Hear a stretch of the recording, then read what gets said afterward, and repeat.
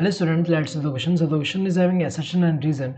We have to select the correct option regarding this assertion and reason whether these are correct or not. Assertion is yeast should not be used in brewing and baking industry. ये तो गलत दिया हुआ है क्योंकि अगर हम देखें ईस्ट जो है इसका यूज़ किया जाता है ब्रूइंग एंड बेकिंग इंडस्ट्री में, क्योंकि हमें पता है कि ये करता क्या है। ये अगर हम देखें ये शुगर जो होता है इसका ब्रेक डाउन करके क्या बना रहा है, इससे अल्टीमेटली क्या प्रोड्यूस होगा, इथेनॉल प्रोड्यूस होगा, इथेनॉल प्लस CO2। तो यहाँ पे अल्कोहलिक फर्मेंटेशन में इन्वॉल्व है। तो अगर हम देखें यहाँ पे ब्रूइंग में यूज़ किया जाता है इसलिए ब्रूअर ईस्ट भी बोला जाता है, एंड बेकिंग में भी यूज़ किया जाता है इसलिए बेकर्स ईस्ट भी कहा जाता है। ये तो गलत है, इसका तो यूज़ करते हैं।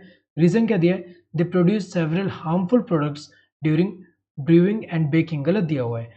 यहाँ पे हार्मफुल प्रोडक्ट्स, यहाँ पे अगर लेवल इसका बहुत ज़्यादा होता तब जाके इसको हार्मफुल बोलते हैं, लेकिन ये जो है यहाँ पे अगर हम देखें इथेनॉल और CO2 प्रोड्यूस कर रहा है, तो अगर हम देखें यहाँ पे तो ये हार्मफुल प्रोडक्ट्स यहाँ पे नहीं बोल सकते, क्योंकि ये जो है ये अगर हम देखें ये अगर यहाँ जो इथेनॉल का कंसंट्रेशन 13% से जब ज़्यादा हो जाएगा यहाँ पे, तब जाके ये ईस्ट के लिए हार्म हो सकता है कि ईस्ट जो है उसके लिए हार्म हो गया और ईस्ट का डेथ हो सकता है इससे।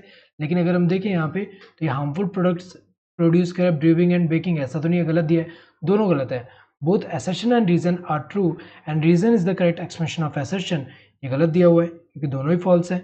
Both assertion and reason are true but reason is not the correct expression of the assertion, ये भी गलत दिया हुआ है यहाँ पे क्योंकि दोनों फॉल्स है।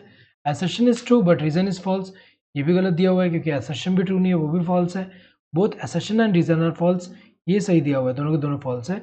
Correct answer with this fourth one. Hope you understood the question. Thank you and all the